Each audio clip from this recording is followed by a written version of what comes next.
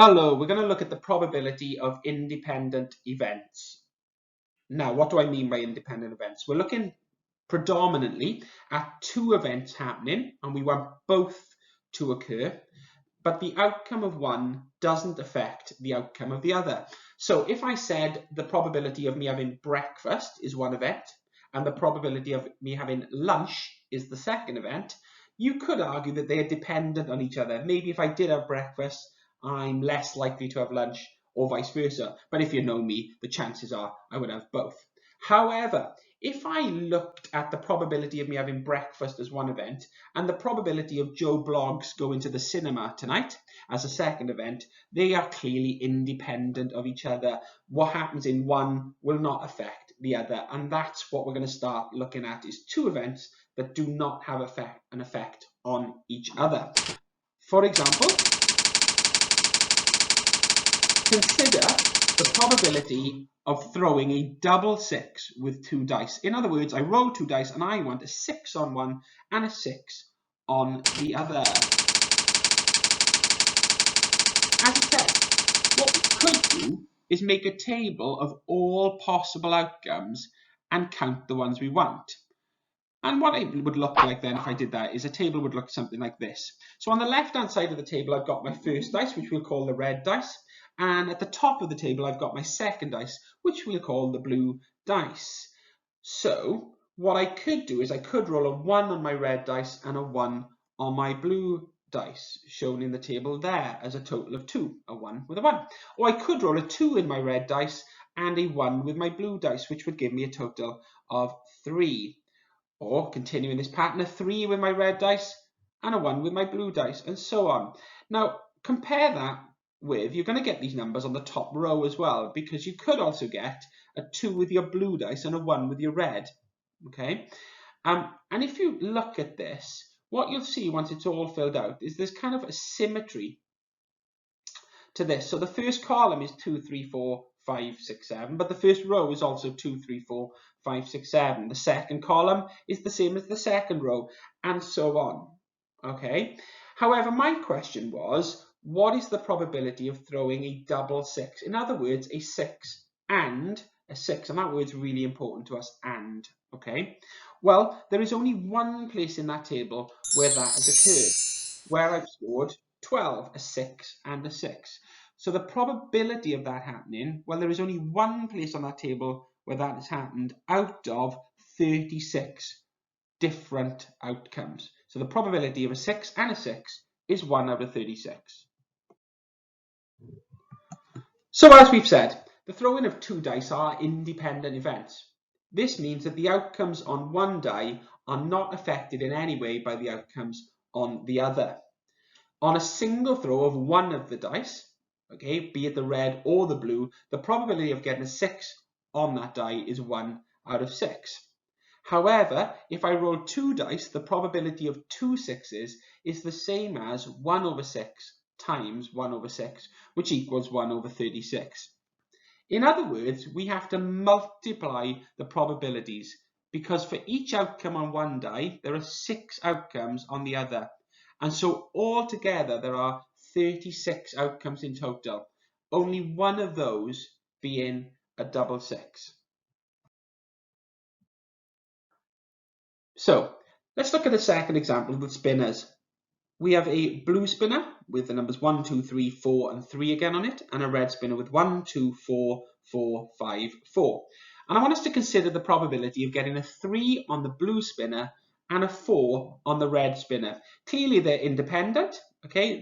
The outcome on the blue won't affect the red, but if our dice example holds up, what we need to do is find the probability of the outcome we want on the blue spinner, find the probability on the red spinner, and multiply these together if we need both to happen. So let's just check. Would multiplying the probabilities 2 out of 5, because there are 2 3s out of 5 possibilities on the blue spinner, times 3 out of 6, because there are 3 4s out of 6 numbers on the red spinner, okay? Well, 2 times 3 is 6, and 5 times 6 is 30, so that gives us a probability of 6 out of 30. Now, is that the correct answer? Is the probability of getting a 3 on the blue spinner and a 4 on the red spinner equal to 6 out of 30? Well, we can check by drawing the table of outcomes.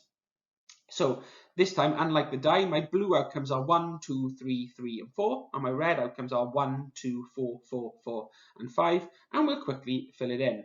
Okay. Now, the sections where we would be getting a 3 on one on the blue and a 4 on the other are there. Okay. All of those outcomes there are a 3 on the blue and a 4 on the red. And based on that, there are 6 outcomes here out of a possible 30. So it looks like we are correct.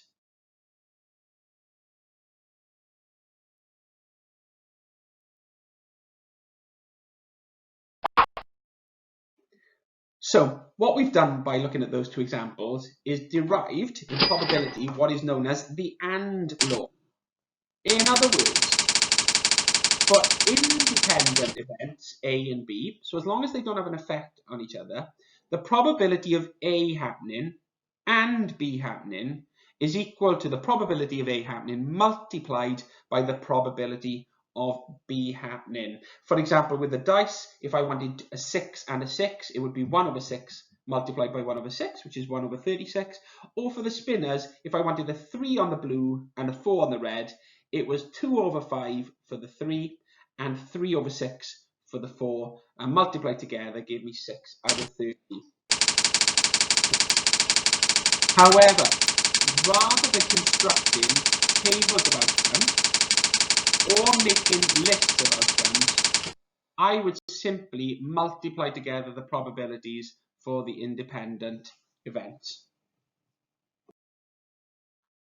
Let's take a look at this example and a reminder of that rule for independent events.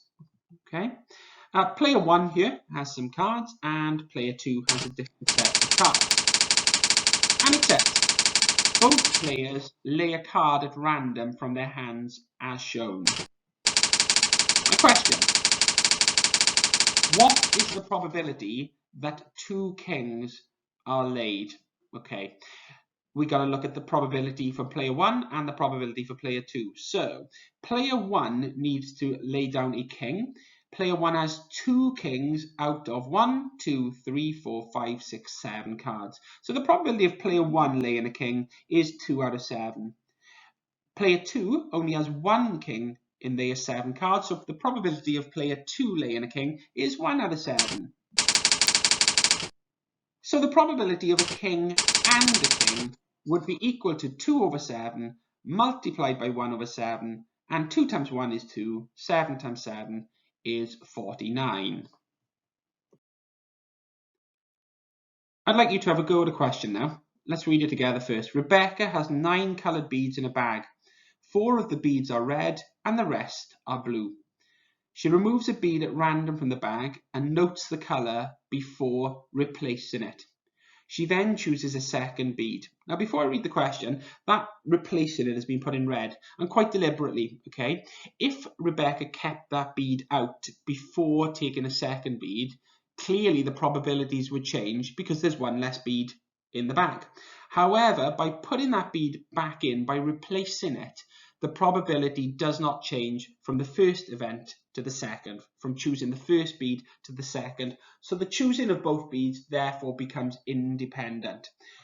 What I'd like you to do is calculate the probability that Rebecca chooses an A, 2 red beads, B, a blue followed by a red. So a blue on the first pick, followed by a red on the second.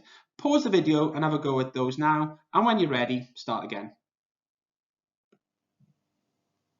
So let's take a look at A first of all. The probability of a red and a red. Well, each time Rebecca wants a red, the probability of getting red is 4 out of 9. There are 4 red beads in a bag which has 9 beads in total. So the probability would be 4 over 9 times 4 over 9, which is 16 over 81. Again, I would repeat, that is only that because Rebecca has put the red bead back in, so the probability doesn't change the second time. And those who are to go with B, the probability of getting a blue and a red.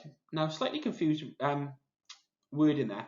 I think that should probably say blue followed by a red, okay, because that's a different event to a red followed by a blue. And our question is asked, we want a blue first followed by a red, a blue and a red, but in that order, okay? So the probability of doing that, well, let's start with the probability of blue, which is 5 out of 9. Then when that blue bead is put back in, the probability of getting a red is 4 out of 9, and multiplied together, that gives 20 out of 81. And a second question for you to try. Peter and Rebecca each have a bag of red and blue beads as shown below. They each remove a bead at random from their bags. Peter selects his bead first. So we would like you to calculate the probability that, and for A, both will be red. In other words, Peter gets a red and Rebecca gets a red. For B, both beads will be blue. Peter gets a blue and Rebecca gets a blue. And for C, Peter's bead is red and Rebecca's is blue. And for C, because the fraction can be simplified, it has asked you, if possible, to simplify it. Have a go, and again, we'll flash up the answers in a second. So the answers, first of all to A, the probability of a red and a red, 3 out of 8 for Peter and 6 out of 9 for Rebecca. Multiplied together is 18 out of 72, and they've simplified that to 1 over 4 or a quarter. B, the probability of a blue and a blue, for Peter 5 out of 8, for Rebecca 3 out of 9, multiplied together 15 out of 72, and simplified by dividing both by 3 is 5 over 24. And for red for Peter and blue for Rebecca, it would be 3 out of 8 times 3 out of 9, which is 9 out of 72, and you divide those by 9 and you get 1 out of 8. Only simplify your answer if the questions ask you to, otherwise there are no extra marks for doing it. This one did, so we've done exactly that. And that's it for the AND rule, or the multiplying rule. If we want two events to happen, then we multiply the probabilities together. In GCSE papers, what would this look like? Well, invariably, they look at coins and dice, okay? So it might be, what's the probability of getting this number on dice 1 and this number on dice 2? Or could be, what's the probability of getting a heads when tossing a coin and a 4 when rolling a dice? Well, look at them as individual events and then multiply your probabilities to get your answer. Then there'll be a worksheet underneath this video for you to have a go at yourselves. Bye-bye.